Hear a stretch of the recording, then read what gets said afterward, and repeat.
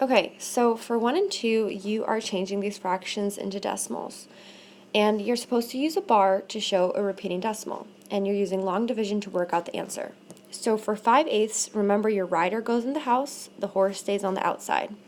So I'm going to set it up with the rider inside the house, or the numerator inside the house, denominator on the outside. 8 cannot go into 5, so I'm going to add a decimal and a 0 and bring the decimal up. Now I need to think about how many times 8 can go into 50. I know that 8 can go into 50 6 times because 8 groups of 6, or 8 times 6, is 48. So 50 minus 48 is 2. Now at this point, I know 8 can't go into 2, so I'm going to add a 0 and bring down the 0. And I know that 8 can go into 20 2 times, so I'll minus 16. 8 times 2 is 16 from 20. And then 20 minus 16 is 4.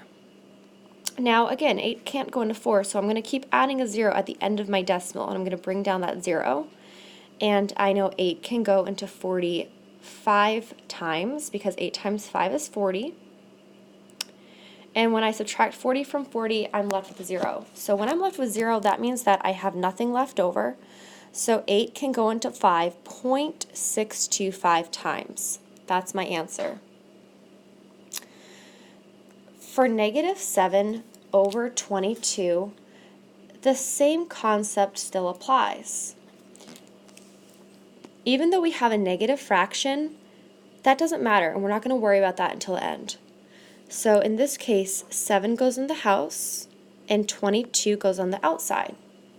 Now 22 cannot go into 7, so I'm going to drop a decimal, add a 0, and bring the decimal up.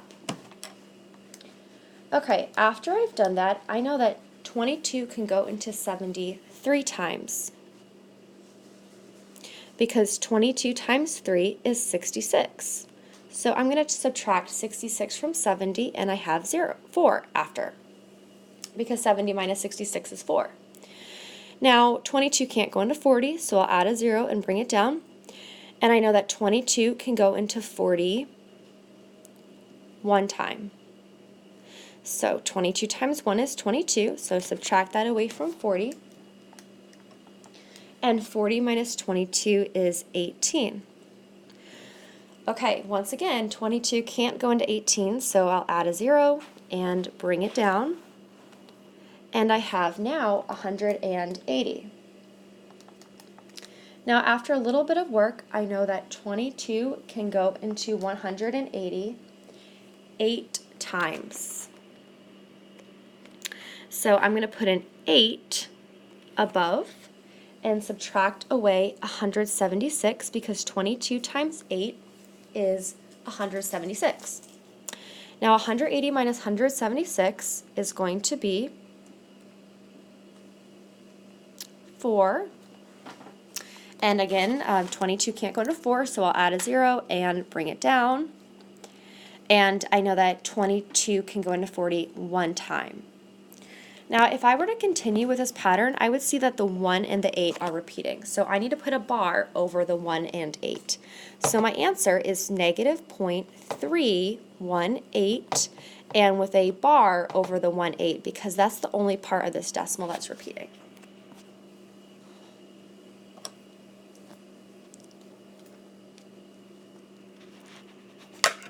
Okay, for number 3, it says replace the blank with less than, equal, or greater to. That makes a true statement. You must show your work. So on this side, I've got -7 over 15, and on this side, I've got -3/5. Now, I want to try to find a common denominator so that I can easily compare these fractions. If I wanted to change each fraction into a decimal, I could, but I think finding a common denominator is a little bit easier. So I know that 5 times 3 is 15, which would give me the same denominator that I have on the left. But I can't just multiply a fraction by one thing. I have to multiply a fraction by a form of 1, which is the same as 3 over 3. So when I simplify this out, on the left, -7 over 15, and on the right, I've got -3 times 3, which is -9, over 5 times 3, which is 15. Okay. So our denominators are the same. So all we have to compare is the top. And we need to think, is -7 or is -9 larger? Now think about debt. Would you rather be $7 in debt or $9 in debt? Hopefully you say $7. 7 is closer to 0. -7 is closer to 0 than -9. So that means that -7 is larger than -9. So our inequality looks like that.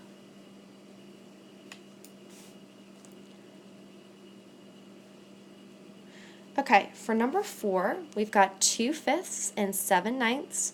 You could approach this in a variety of ways, but again, I'm going to try to find a common denominator.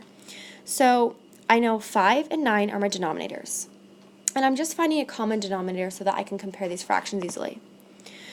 I also know that the smallest number that both 5 and 9 can go into is 45. So I'm going to get a common denominator of 45. So if I multiply 2 over 5 times 9 over 9, I'd end up with 18 over 45. Now, if I apply the same logic to 7/9, I would multiply 7 over 9 times 5 over 5, and we would get 35 over 45. Now, this is a pretty easy comparison. I know that 35 is bigger than 18, so my inequality sign is going to face my larger side. Okay, for number 5, we've got 0.48, and we're told to write these decimals as fractions in their simplest form. So 0.48, my 8 is in the hundredths place, so I would write that as 48 over 100. But note that both of these numbers are even. 48 is even and 100 is even, so I can divide by 2 over 2, or better yet, 4 over 4 to get a simplified fraction. So I know that 48 divided by 4 is 12, and 100 divided by 4 is 25. Now at this point I can't do any more, so I am going to be done with that. Okay, -0.5, repeating. Notice the bar on the top of the 5. That means that that 5 is repeating. So note that my fraction is negative, so I'll have a negative sign out in front. I have one number repeating, so I'm going to put that number 5 over 1/9. And that's my answer. Now, if this was just 0.5, then you would be right to write this as 5/10 or 1/2. But because that 5 is repeating, I have to put that over 9. Okay, 1.26. Our whole number in this case is 1, so that's going to be the whole number part of our fraction. 1 goes out front. Now for the decimal part, this is a part of a whole, and my 6 is in the hundredths place, so I would say this as 1 and 26 hundredths. Now again, this is not fully correct because we need to simplify. So I can divide 26 and 100 by 2 over 2, and my answer would be 1 and 13 over 50. At this point, I can't simplify any further.